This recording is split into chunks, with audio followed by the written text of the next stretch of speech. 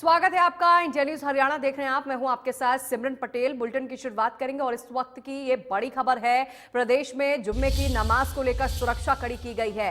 हिंसा प्रभावित इलाकों में सुरक्षा व्यवस्था बढ़ाई गई है। बता दें, मस्जिदों पर भारी पुलिस बल की भी तैनाती की गई है। तो हिंसा प्रभावित इलाकों में बढ़ाई गई है सुरक्षा व्यवस्था। ये बड़ी खबर देखिए, बता रहे हैं मस्जिदों पर भारी पुलिस बल की भी तैनाती की गई है। तो ये बड़ी खबर इस वक्त की। वही चप्पे चप्पे पर पुलिस बल को भी तैनात किया गया है। आपको जानकारी दे दें, मस्जिदों पर भारी पुलिस बल की भी तैनाती की गई है। तो इस वक्त की ये बड़ी और अहम खबर देखिए आप तक पहुंचा रहे हैं। जुम्मे की नमाज को लेकर सुरक्षा जो है और कड़ी कर दी गई है। हिंसा प्रभावित इलाकों में भी सुरक्षा बढ़ाई गई है और यही वजह है चप्पे चप्पे पर पुलिस कर्मियों की तैनाती की गई है। मस्जिदों पर भारी पुलिस बल को तैनात किया गया है। तो ये बड़ी खबर आप तक पहुंचा रहे हैं। जुम्मे की नमाज को लेकर सुरक्षा कड़ी कर दी गई है। हिंसा प्रभावित इलाकों में भी सुरक्षा के लिहाज से और कड़ाई की गई है। ये आप तस्वीरें भी देखिए। हिंसा के बाद गलियां जो है वो भी सुनसान हैं, लेकिन ऐसे में पुलिसकर्मियों की तैनाती जो है वो की गई है। चप्पे चप्पे पर पुलिस बल को तैनात किया गया है।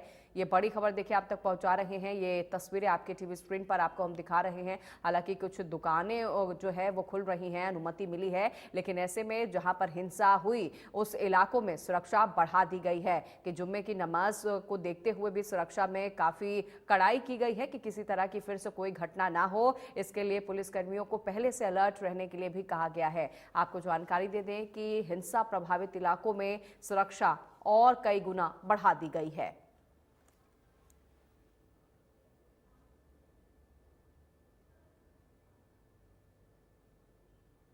तो जुम्मे की नमाज आज है और ऐसे में आज किसी तरह की कोई घटना ना हो।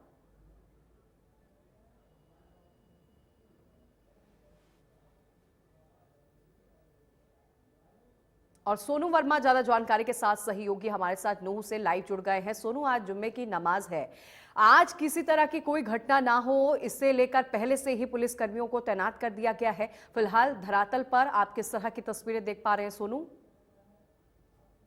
जिस तरह आज जुम्मा है और जुम्मा पे सभी लोग मस्जिदों में नमाज पढ़ने के लिए आते हैं, वहीं लेकर कल इसके बारे में एसपी और डीसी और एडीसी के साथ एक मीटिंग ली गई थी और मीटिंग में साफ तौर पर कहा गया था कि कोई भी इस तरह की हुड़दंगबाजी नहीं चाहिए। अपने जो भी है, अगर कोशिश करो कि ये नमाज घर पे अगर अदा की जाए, लेकिन अगर नहीं हो पाता तो मस्जिद में जाके कर सकते हैं। लेकिन वहीं अगर बात करें सुरक्षा की, अगर बात करें सुरक्षा में पूरी तरह से मुस्तैदी जवान लगा दिए गए हैं ताकि कोई अनहोनी घटना ना घटे, क्योंकि सभी मस्जिदों के आगे काफी जवान इसमें तैनात किए गए हैं। वहीं अगर बात करें कि चौक चौराहे पे भी इस तरह के जवान जो सुरक्षा का बंदोबस्त किए गए हैं वो पूरी तरह से किए गए, क्योंकि एसपी का सख्त आदेश है कि कोई भी इस तरह की घटना ना घटे जो सोमवार को घटी थी।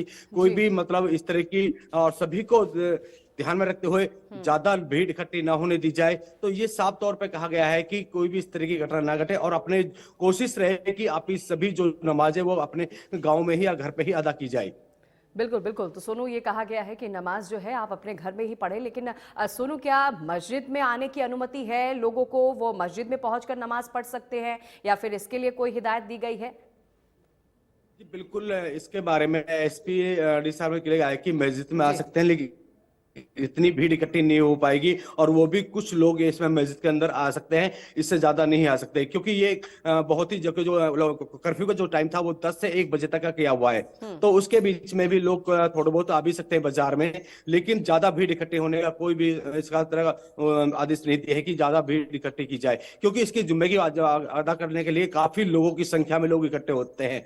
तो वो चीजों पर रोक लगा दी गई है कि ज्यादा लोग इसमें मस्जिद के अंदर इकट्ठे नहीं होंगे। बिल्कुल बिल्कुल। तो देखिए, मस्जिद में ज़्यादा लोग इकट्ठे ना हो इससे लेकर पहले से ही कह दिया गया है। लेकिन सोनू, आज जुम्मे की नमाज है और बेशक लोग बाहर निकलेंगे, लेकिन फिलहाल आप जानकारी दे रहे हैं कि ये कह दिया गया है कि ज़्यादा संख्या में आप ना आए। तो संख्या क्या निर्धारित की गई है? मतलब ये समझना चाहूँगी कि एक बार में कितने लोग मस्जिद के अंदर जा सकते हैं, जो नमाज पढ़ सकते हैं, इससे लेकर कोई गाइडलाइन जारी की गई क्या? कोई गाइडलाइन जारी नहीं की गई, लेकिन बस इतना बताया गया कि कोशिश करो कि कम से कम लोग मस्जिद के अंदर पहुंचे। वहीं गांव में भी काफी लोग हैं जो बताया कि आप गांव में भी इसके जो उसके मौलाना थे वो कल आके मिले थे एसपी साहब से, तो उन्होंने मौलाना ने साफ तौर पर कहा है कि ये जो नमाज है आप ये घर पे भी अदा कर सकते हैं, कोई जरूरी नहीं है कि आप मस्जिद में आके इसकी नमाज अदा करें। तो मस्जिद में सिर्फ वही लोग आएंगे जो गिने चुने जिनके मतलब गाँव में है मस्जिद है, या फिर जैसे कि अब नूह बाजार की अगर बात करते हैं, नूह बाजार के लोग ज्यादा नहीं आएंगे, थोड़े मस्जिद में आप और जुम्मा की नमाज अदा कर पाएंगे। बिल्कुल बिल्कुल सोनू, तो ज़्यादा लोग ना आए इसके लिए पहले ही कह दिया गया है। लेकिन सोनू, ऐसे में बात उठती है कि सुरक्षा के लिहाज से कितने इंतजाम किए गए हैं। फिलहाल सोनू, आपसे जानना चाहूंगी कि मस्जिद के बाहर कितनी संख्या में पुलिस कर्मियों को तैनात किया गया है, क्योंकि देखिए हम लगातार देख रहे हैं जिस तरह की घटनाएं हो रही हैं, ऐसे में दोहरी चुनौती जो है पुलिस कर्मियों के कंधे पर है। तो फिलहाल इसे देखते हुए कौन कौन सी टीमें तैनात की गई हैं? जी बिल्कुल, आपको बता दें कि जो जी। ये जुम्मा इनका पढ़ा जाता है वो 1 बजे का टाइम फिक्स होता है, 1 बजे से लेकर और 2:30 बजे तक जुम्मे का नमाज अदा करते हैं। लेकिन अभी फिलहाल तो जो फोर्स है वो अभी चौक चौराहे पे लगी हुई है, लेकिन 11 बजे फोर्स सीधी मस्जिद के सामने तैनात कर दी जाएगी, क्योंकि 11 से और 12 के बीच में लोगों का आना जाना इसमें स्टार्ट हो जाएगा।